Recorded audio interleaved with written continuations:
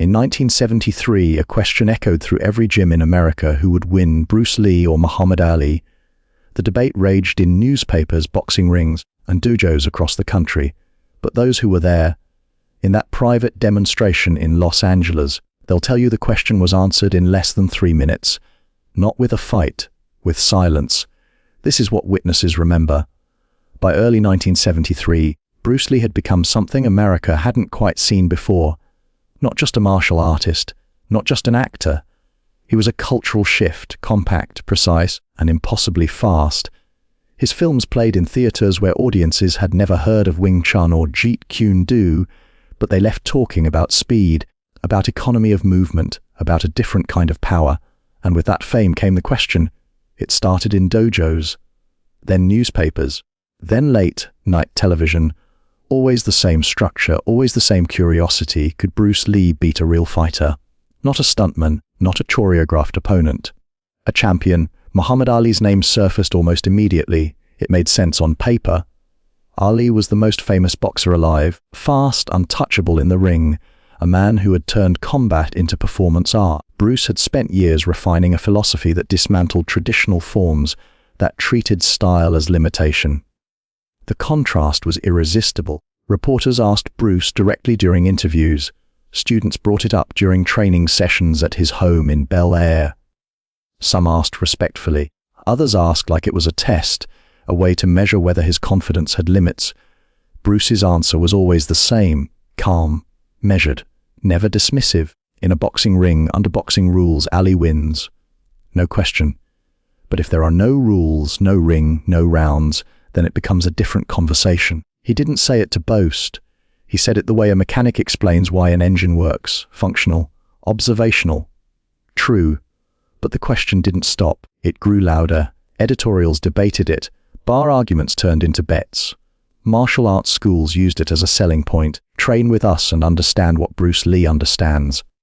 The speculation became a background hum in both men's lives, impossible to ignore. And eventually, it reached Ali, not through the press. Through mutual acquaintances in Hollywood, actors, producers, people who moved between the worlds of entertainment and athletics. People who knew both men personally and understood that neither needed the publicity, but both valued respect. The message was simple. Ali was curious, not in a hostile way, not as a challenge. He wanted to see what Bruce Lee actually did, how the philosophy worked, how the speed translated outside of cinema. It wasn't about proving dominance. It was about understanding. Bruce agreed under one condition: private. No cameras, no journalists, no public event that could be twisted into spectacle. Just a closed space, a handful of witnesses, and two men exploring a question that had followed them both for months. The meeting was arranged quietly, a private gymnasium in West Los Angeles. Late afternoon on a Thursday, 15 people, maybe 16, trainers who worked with both men. A few actors from Bruce's circle, one boxing coach who had cornered Ali in previous fights. No contract, no waiver, no rule book, just an agreement. Ali would throw punches, Bruce would respond. They would observe what happened when two completely different systems met without the structure of sport to define the outcome. The witnesses were told to stay silent about it afterward. Most did.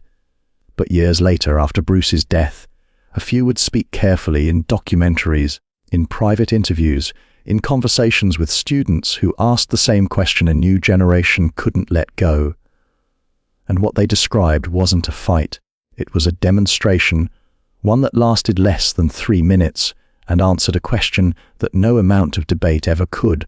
The gym sat on a quiet street 2 blocks off Wilshire Boulevard's single story. Brick exterior, narrow windows near the ceiling that let in angled light but kept the space invisible from the street. It was the kind of place fighters used when they didn't want to be watched.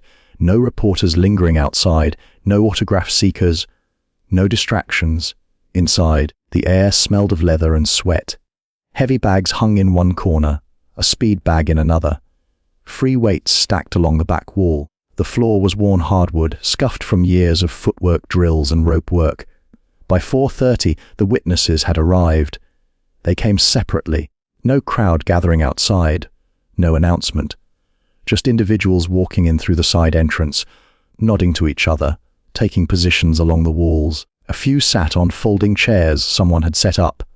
Most stood. No one spoke much. They understood what this was: not a spectacle, not entertainment, an observation, a private answer to a public question. Muhammad Ali arrived first. He walked in loose, relaxed, training sweats, hands wrapped but no gloves yet. He moved through the room the way he always did, comfortable, magnetic, aware that eyes followed him but never performing for them. He acknowledged a few people with nods, shook hands with his trainer, then stretched near the bags, rolling his shoulders, shaking out his legs. He didn't look tense. He looked curious. Bruce Lee arrived 10 minutes later, smaller frame, black cotton pants, no shirt, his body lean, defined, muscle built for function, not display. He set a small bag down near the wall, bowed slightly to the room, then walked to the center of the floor. No warm-up, no stretching routine. He simply stood, breathed, and waited. The two men approached each other. Ali smiled, extended his hand. Bruce shook it. Brief exchange of words, quiet enough that the witnesses couldn't hear, but the tone was clear, respectful, direct. Someone from Ali's camp clarified the terms allowed for the room: not a fight, a demonstration. Ali throws punches, jabs, combinations, whatever feels natural. Bruce responds however he responds. We watch what happens. No contact unless it happens naturally. No one gets hurt. We're just seeing how it works. Bruce nodded.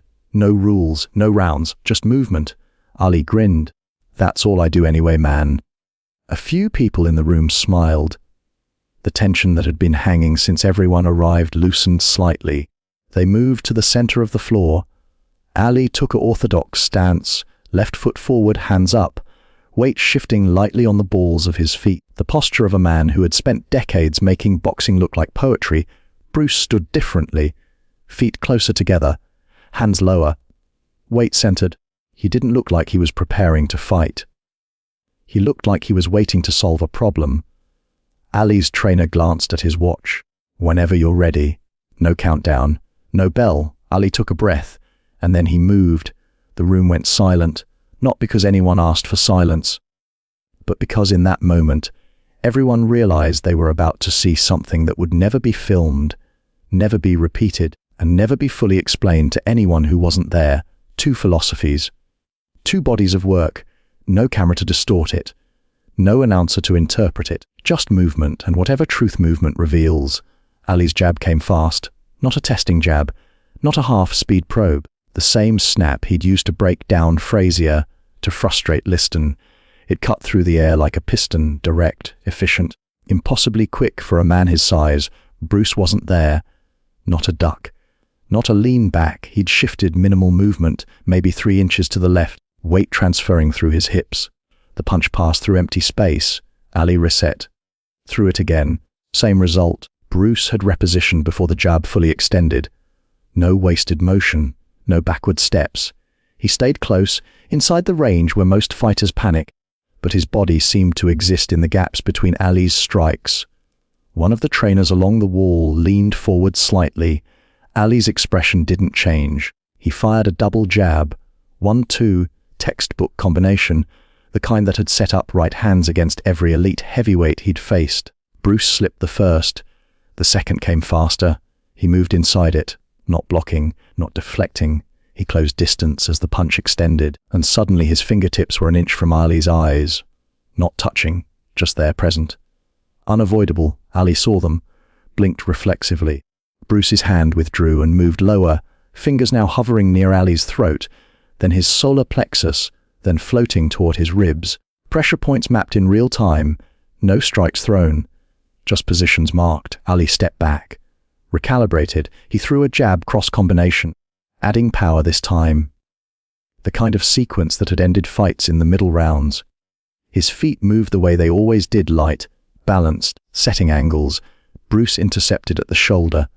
His hand touched Ali's lead arm just above the elbow as the punch extended. Not a block, a redirect. The trajectory shifted 6 inches. The cross followed, and Bruce's other hand was already inside, fingertips touching Ali's bicep, guiding the punch past his own head. No impact, no collision, just positioning. Ali reset again. He wasn't frustrated, he was processing. He feinted the jab, threw a hook instead. Bruce's hand met the hook at Ali's wrist. Barely any pressure, just enough contact to understand the rotation, and used the momentum to step offline. Ali's punch completed its arc, but Bruce had already moved to a 45-degree angle, fingers now positioned near Ali's kidney, his neck, his temple, still not striking, still just marking. The room watched in complete silence. This wasn't what anyone expected. There were no dramatic exchanges, no blocked punches echoing through the gym. It looked almost gentle, almost cooperative. But everyone present understood what they were seeing. Ali was throwing real punches, not rehearsed, not pulled. The same speed and structure that had made him untouchable in the ring. And Bruce wasn't meeting force with force. He was erasing the distance that made force possible. Every time Ali extended, Bruce was already somewhere else. And in that somewhere else, his hands marked points on Ali's body that had no defense in boxing: eyes, throat, joints, nerve clusters, not hypothetically, physically. Right there, after 90 seconds, Ali paused. He lowered his hands slightly, looked at Bruce, not with anger, not with confusion, with recognition. Bruce stepped back, gave him space. Neither man spoke yet, but the question that had filled newspapers and dojos and bar arguments for months had just been answered, not with words, with geometry. Ali stood still for a moment. His breathing was steady.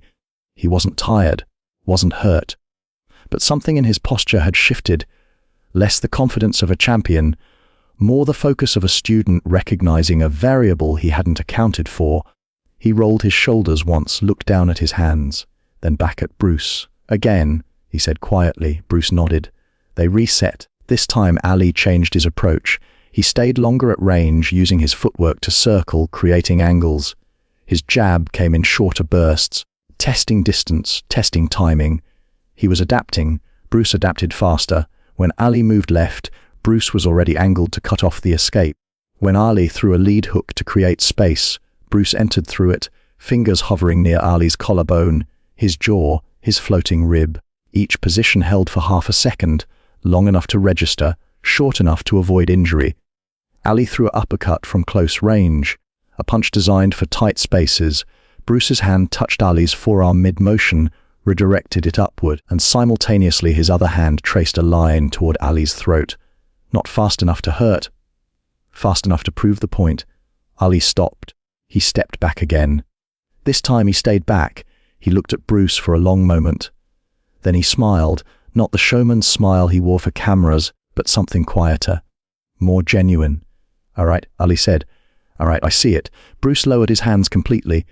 "In the ring, with the rules you've mastered, I couldn't touch you. Your distance control is perfect for that space. But here," he gestured around the gym, "without rounds, without ropes, without gloves adding inches to your reach, the distance changes." Ali nodded slowly. "You're fighting a different fight." "Not fighting," Bruce said, responding. "Your structure is built for a specific environment. I'm built for no environment." One of the witnesses, a boxing coach who had worked corners for 15 years, would later describe this moment as the only time he'd ever seen Muhammad Ali go completely quiet in a gym. Not out of ego, out of respect. Ali unwrapped his hands slowly. "Man, if we were in the street, no ref, no bell," he shook his head, "I'd have problems." Bruce didn't agree or disagree. He just listened. "You're not trying to beat me," Ali continued. "You're trying to end it before it starts." "That's the only honest approach," Bruce said. "You've spent your life perfecting a system that works within boundaries. I've spent mine eliminating the boundaries." Ali extended his hand again. Bruce shook it. "Respect," Ali said simply. "Respect," Bruce replied. The room remained silent. No one clapped. No one moved to congratulate either man. The witnesses understood instinctively that what they just observed wasn't a competition. It was a collision of philosophies, both valid, both devastatingly effective, but designed for entirely different contexts. Ali grabbed a towel from his trainer, wiped his face, and walked toward the exit. Before leaving, he turned back. "They're going to keep asking, you know." "Who would win?" Bruce smiled faintly. "Let them ask." Ali laughed, a real laugh. The tension fully dissolved. "Yeah, let them." He left. Bruce stood in the center of the floor for a moment longer, breathing, settling. Then he picked up his bag and walked out through the side door. The demonstration was over. The legend had just begun. No one spoke about it that night. The 15 witnesses left the gym separately, some out the side door, others through the back. No group discussion. No debrief. They dispersed into the Los Angeles evening like they'd attended something private, something that wasn't theirs to broadcast. And for a long time, they didn't, not because anyone swore them to secrecy. There was no pact, no agreement signed, but there was an unspoken understanding among people who'd seen something that couldn't be properly explained to anyone who wasn't there. How do you describe silence? How do you explain what it looks like when two philosophies meet and one dissolves the other without force, without violence, without ego? You don't. You carry it. In the weeks after, a few people asked questions. Friends of friends who'd heard rumors, journalists chasing a story that had no official record. They'd approach the witnesses carefully, probing for details. The answers were always vague. It wasn't a fight. They moved around a bit, talked. Nothing dramatic, mutual respect. That's all it was, DOS. Most people lost interest. Without footage, without quotes, without a clear winner, the story had no shape. It faded into the background noise of Hollywood rumors. Another tale about two famous men meeting privately, nothing conclusive, nothing worth pursuing. But among martial artists, the story traveled differently. One of Bruce's students heard it from a trainer who'd been present. He mentioned it during a seminar in San Francisco. The details were sparse, but the conclusion was clear. Bruce had demonstrated that range, structure, and rules determine outcomes more than size or strength. A boxing coach in Ali's camp told another coach, who told a fighter in New York. The version that spread through boxing gyms was different, but consistent. Ali had seen something outside his system, not a loss, a lesson. Both versions were true, and both versions stayed quiet. Then, in 1973, Bruce Lee died. Suddenly, everything about him became historical. Every story, every teaching, every private moment that witnesses had kept to themselves became part of a legacy that would never grow beyond what already existed. People started asking again. This time, a few of the witnesses spoke. Carefully. In documentaries filmed years later, in interviews with martial arts magazines, in private conversations with students who wanted to understand what Bruce had actually believed, not what films had shown. They described the gym, the lack of cameras, the respect both men carried. They described Ali's speed, his footwork, his absolute mastery of boxing's geometry, and they described Bruce calm, precise, moving through spaces that didn't exist in a ring, mapping vulnerabilities that gloves and rules made irrelevant in sport but unavoidable everywhere else. One witness, a stunt coordinator who'd worked on Enter the Dragon, said it best in a 1982 interview. It wasn't about who was tougher, it was about what happens when context changes. Ali was perfect for his world. Bruce had no world. That was his advantage. Muhammad Ali himself, in later years, spoke about Bruce only a handful of times, always with admiration, never with dismissal. In a 1975 interview, someone asked him directly, "Could Bruce Lee have beaten you?" Ali paused, smiled. "In the ring? No, somewhere else. That's a different question." He never elaborated. He didn't need to. The people who were there already knew. Decades passed. The gymnasium where it happened was torn down in 1981, replaced by a parking structure. No plaque, no historical marker. The space where two philosophies collided became asphalt and painted lines. But the story didn't disappear with the building. It moved through generations differently than most legends do, not louder, but deeper. Not in headlines, dojos in Tokyo, boxing gyms in Philadelphia, martial arts schools in Sao Paulo, anywhere serious practitioners gathered to discuss not just techniques, but principles. The story wasn't about a fight. It was about understanding the frame that makes a technique work. Instructors used it as a teaching tool. When students argued about which martial art was superior, which style would win, the story surfaced. Not as proof of Bruce Lee's dominance, as proof that dominance itself depends entirely on context. Ali in a boxing ring with boxing rules. Untouchable. Bruce on the street with no rules. Different outcome. The question isn't who's better. It's what environment are you in. The lesson wasn't about violence. It was about adaptation. By the 1990s, mixed martial arts began to formalize. Fighters trained in multiple disciplines. Wrestlers learned submissions. Strikers learned takedown defense. The cage became a space where different systems collided under a hybrid rule set, and fighters started to understand what Bruce had demonstrated 20 years earlier. Style is contextual. Mastery in one frame doesn't guarantee survival in another. Coaches referenced him constantly, not his films, but his philosophy. Be like water, adapt. Recognize the boundaries of your system and train beyond them. The story of that afternoon in Los Angeles became shorthand for a principle. Prepare for the fight you might actually face, not the one you want to have. In 2016, a filmmaker tried to make a documentary. He tracked down 3 of the original witnesses. 2 agreed to speak on camera. The 3rd declined. The 2 who spoke were older now. One was a boxing trainer in his 70s. The other had been an actor in Bruce's circle, now retired. They described the same details: the gym, the silence, the way Bruce moved through Ali's punches without blocking them, the mutual respect. But what stayed with them most wasn't the demonstration itself. It was the conversation afterward. Bruce had said something to one of them while leaving. Quiet. Almost an aside. People want to know who wins, but winning only matters if you're keeping score. On the street, there's no score. There's only whether you go home. The filmmaker asked the trainer what he thought that meant. The trainer paused, looked out the window. It means Bruce wasn't trying to prove he was better than Ali. He was proving that better doesn't mean anything without context. You can be the greatest boxer who ever lived and still be vulnerable the second the rules disappear. That's not about ego, that's about honesty. The documentary never got funding. The footage sat in an archive. But the story continued. In 2023, 50 years after that afternoon, a martial arts historian published a paper examining legendary encounters that were never filmed. The Los Angeles demonstration was included, not as myth, as documented oral history. 15 witnesses, consistent details, no contradictions. The conclusion wasn't about who won. It was about what the encounter revealed: 2 men at the peak of their abilities, testing the limits of their frameworks, and discovering that mastery is always bound by the rules you accept. Bruce never spoke publicly about it. Ali mentioned it only in passing, but those who were there carried it forward, not as a fight, as a lesson.